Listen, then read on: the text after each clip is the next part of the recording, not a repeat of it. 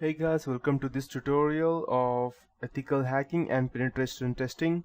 So in this specific course that I would be teaching, I would be mainly concentrating on Kali Linux.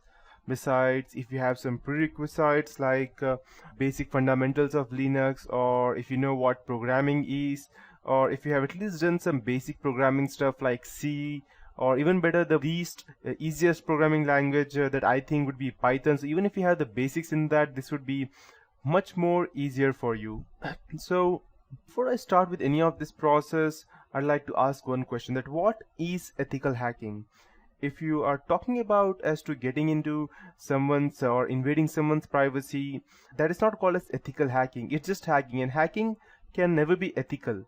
So hacking means to go ahead and gain someone's personal information, and if you define the term as ethical hacking, then ethical means doing it for the right purpose. But when you are going ahead and invading someone's privacy, that cannot be considered as ethical, no matter what good you are trying to do. So at that point of time, there was a time when there were a lot of people computer in 1990s, and the computers were just came into existence. The Google just came into existence. People did not knew much about using computers, and there were people who used to run programs, and there were con artists who used to call people, gather information about their computers or bank accounts over the phone. And at that point of time, the government thought that yes, there is a need for something, some countermeasure, so that these people who go ahead and create some kind of, let's say, chaos or try to cheat people, there needs to be some way so that they can be tackled with. So at that point of time, the government came in, this kind of ethical hacking came into existence, and they defined this term as ethical hacking. So to start with, uh, just before I proceed, let me tell you that ethical hacking is not only necessary for, let's say, for your studies, or to go ahead and get some, let's say, to get a job in a company. If you're just doing this for getting a job in a company, then let me tell you that it's not that easy.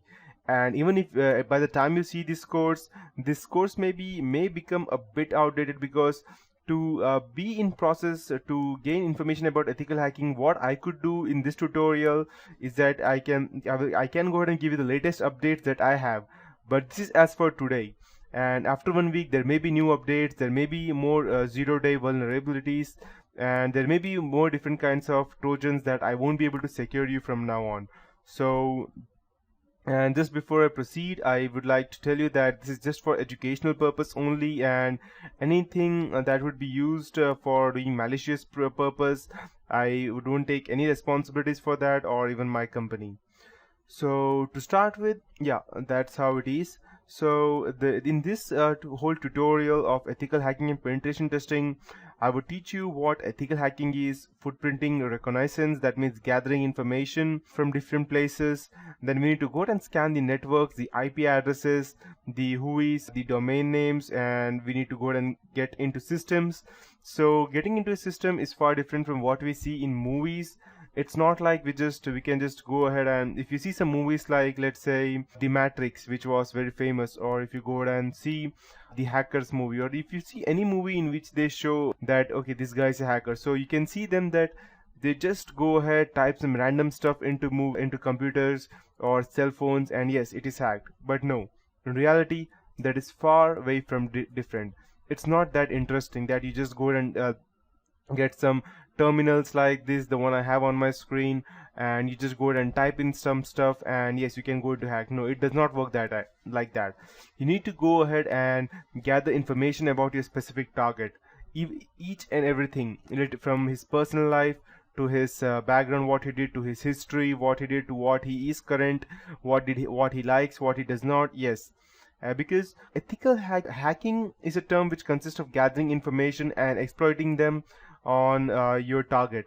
But ethical hacking is not only to save yourself or your customer to whom you would go and save from getting, let's say, getting indicted from the specific hacker. It's also about attacking them. So you might be thinking that why do we need to attack someone? If you go ahead and try to penetrate someone else's organization, then it is unethical, right? Yes, that is unethical. But if you get the permission, then it is not. So there are some or not some, I can say that most of the organizations allow penetration testing in their on their firms. The reason being that they need to know that if there are some hackers out there, and so how could they go ahead and save themselves from them. So they go ahead and authorize a penetration tester, someone like me or someone like you who would become after going through this whole project of mine. So once you go through this project, you will become some kind of an ethical hacker, but you need to keep yourself updated and you need to go ahead and practice continuously, and there is no actually stop for this ethical hacking.